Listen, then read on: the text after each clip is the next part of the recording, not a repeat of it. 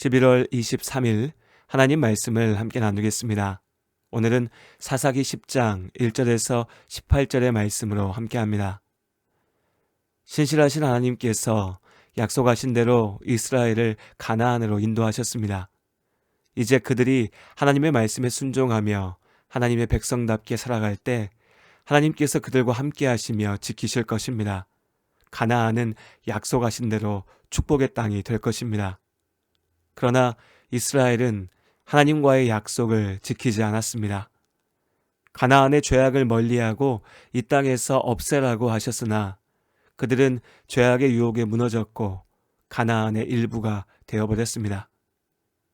하나님께서 이스라엘을 지키시던 손을 거두시자 이스라엘이 남겨두었던 가나안 여러 족속들이 그들을 찌르는 가시가 되었습니다. 축복의 땅이어야 할 가나안이 고통의 땅이 된 것입니다. 그러나 이스라엘이 고난 중에 하나님을 기억하고 주의 이름을 외치며 간구할 때 하나님께서 그들을 기억하셨습니다. 하나님의 사람인 사사를 이스라엘의 지도자로 세우셨고 이스라엘을 구하게 하셨습니다. 그렇게 사사는 하나님의 구원의 도구였고 축복의 통로였습니다. 그러나 이스라엘의 죄악이 반복되면서 사사들 역시 점차 실패와 타락의 늪에 빠지게 됩니다. 사사 기드온 그리고 그의 아들 아비멜렉의 시대부터 하나님의 사람답지 못한 사사들이 등장하기 시작합니다. 하나님의 통치를 인정하였으나 마음 한켠에서 스스로를 높이고자 하는 교만을 완전히 떨쳐내지 못했던 기드온의 연약함은 아들 아비멜렉의 끔찍한 죄악으로 이어졌습니다. 이스라엘 사람들을 하나님 앞으로 인도해야 할 사사가 오히려 우상숭배의 빌미를 제공하였습니다. 하나님의 영광을 높여야 할 사사가 자신의 영광을 쫓아 왕의 자리를 탐냈지요. 사사 기드온의 잘못과 아비멜렉의 죄악은 죄의 늪에 점점 더 깊게 빠져들어가는 이스라엘의 영적인 상태를 상징적으로 보여주고 있습니다. 아비멜렉의 비참한 최후가 지나고 이사갈 출신의 돌라가 사사가 되어 이스라엘을 구하고 23년을 다스렸습니다. 그리고 다시 시간이 지나 사사의 소명을 받은 사람은 길르앗 사람 야일이었습니다. 사사 야일에 대한 이야기는 사사기 10장 3절에서 5절의 말씀에 짧게 다루어지고 있습니다.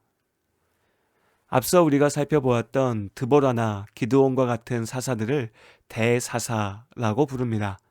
성경은 하나님의 부르심과 소명의 성취 그리고 인생의 마지막 순간까지 이들의 삶을 구체적으로 전하고 있습니다. 반면에 사사 삼갈이나 돌라와 같이 짧은 몇 문장으로 간략하게 소개된 사사들을 소사사라고 하죠. 사사 야일 역시 이른바 소사사 중 한 사람이었습니다. 그러나 그의 생애에 대한 짧은 설명에서 이스라엘의 큰 실패의 분명한 전조들을 찾을 수 있습니다. 사사 야일은 22년 동안 이스라엘의 사사였습니다. 그러나 그가 사사로서 어떤 역할을 했는지는 알 수가 없습니다. 사사는 이스라엘을 이방 족속들의 침략에서 구하기 위해 하나님께서 세우신 믿음의 일꾼들이었죠. 그런데 야일이 어떤 고난에서 이스라엘을 구했는지 알 수 없는 것입니다. 이에 앞서 사사기 10장 1절에서 전하고 있는 사사 돌라 역시 어떤 적으로부터 이스라엘을 구했는지 성경 본문은 말하고 있지 않습니다. 그러나 그가 이스라엘을 구원하였다라고 하는 것은 분명히 전하고 있죠. 반면 야일의 경우에는 그가 이스라엘을 구했다는 말도 찾을 수 없습니다. 사사 야일에 대한 본문의 짧은 설명들은 다소 엉뚱해 보이는 사실들을 전하고 있습니다. 야일에게 아들 30명이 있었는데 그 아들들이 어린 나귀 30을 탔고 성읍 30을 가졌다는 것입니다. 아들들과 나귀, 성읍의 수가 각각 30으로 같은 것을 보면 사사 야일이 자신의 아들들에게 각기 나귀와 성읍을 하나씩 주었던 것 같습니다. 그러니까 길르앗 출신의 사사 야일이 길르앗 땅의 성읍들을 30명의 아들들에게 하나씩 나누어 주고 다스리게 한 것입니다. 여기서 길르앗은 요단강 동편에서 이스라엘 사람들이 정착하여 살던 지역을 뜻합니다. 정상적인 부부관계에서 30명의 아들들을 낳는다는 것은 거의 불가능한 일입니다. 마치 기드온과 같이 야일 역시 여러 부인들을 두고 왕이나 누릴 법한 부와 권세와 지위를 누렸던 것 같습니다. 역시 왕처럼 길르앗의 마을들을 아들들에게 나누어 주며 권력을 세습하고 있죠. 사사 야일은 마치 길르앗의 왕이라고 불릴 만한 모습을 보여주고 있습니다. 하나님의 믿음의 일꾼이요 이스라엘의 구원자이어야 할 사사가 세상의 권력자로 전락해버린 것입니다. 하나님의 명령에 순종하지 못하고 가나안의 죄악에 빠져 스스로 가나안과 같아진 이스라엘처럼 말입니다. 너희는 세상의 소금이니 소금이 만일 그 맛을 잃으면 무엇으로 짜게 하리요? 후에는 아무 쓸데없어 다 밖에 버려져 사람에게 밟힐 뿐이니라. 마태복음 5장 13절의 말씀입니다. 예수님의 말씀처럼 맛을 잃은 소금은 아무 쓸데가 없습니다. 하나님께서 맡기신 소명을 잊은 사명자 역시 그 가치를 잃어버린 것입니다. 축복받아야 할 하나님의 사람이 오히려 스스로 죄인이 되어 심판의 자리에 서게 되는 것입니다. 하나님께서 우리 각자에게 또 우리의 교회에게 맡기신 소명을 기억합니다. 예수님의 십자가 보혈로 구원받은 우리에게 하나님의 자녀가 되는 권세를 주셨습니다. 자녀된 우리에게 또한 하나님의 일을 이루는 믿음의 소명을 맡기셨습니다. 그러나 세상 속에서 죄의 유혹에 흔들리고 의심과 두려움의 덫에 빠지게 되면 어느새 소명을 잊어버리고 세상을 쫓아 하나님께 등을 돌리게 됩니다. 세상을 구원하기 위해 세우신 교회가 그 맛을 잃고 죄악된 세상과 같아지면 결국 함께 무너지는 것입니다. 안타깝게도 소명을 잊고 죄악을 쫓는 사사들의 이야기는 오늘 우리 시대에도 반복되고 있습니다. 하나님의 이름을 팔아 자신의 잘못된 욕망을 이루려 하는 거짓 목자들, 믿음의 열정을 잃어버리고 세상의 헛된 성공만을 쫓는 허울뿐인 성도들, 하나님의 말씀이 아닌 자신의 생각과 주장들을 하나님의 이름으로 포장하는 악하고 어리석은 열심들이 지금도 계속되고 있습니다. 오늘 말씀을 통해 사사들의 뼈아픈 실패를 돌아보며 지금 나는 소명을 기억하며 하나님의 자녀답게 살고 있는지 우리 각자의 삶을 살피고 기도하는 하루가 될 수 있기를 바랍니다. 전능하신 나의 주 하나님은 능치 못하실 일 전혀 없네.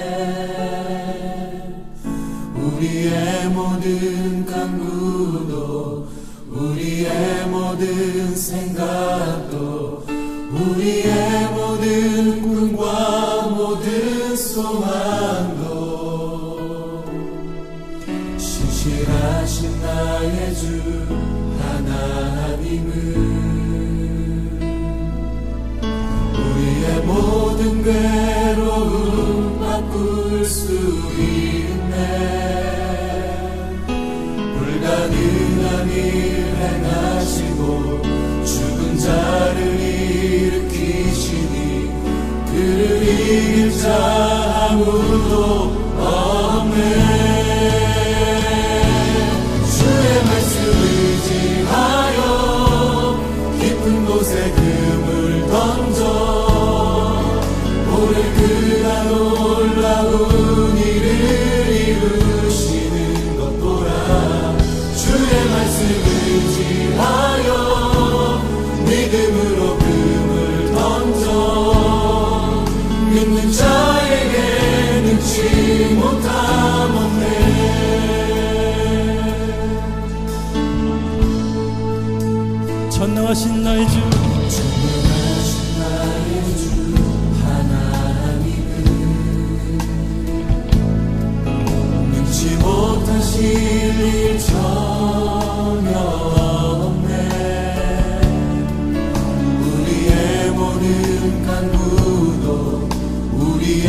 모든 생각도 우리의 모든 꿈과 모든 소망도 신실하신 나의 주님, 신실하신 나의 주 하나님은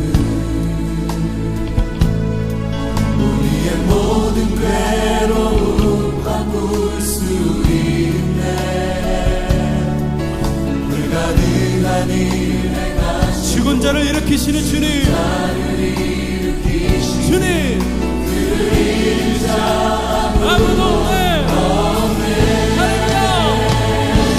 주의 말씀 의지하여 깊은 곳에 금을 던져 오늘 그가 놀라운 일을 이루시는 것 보라.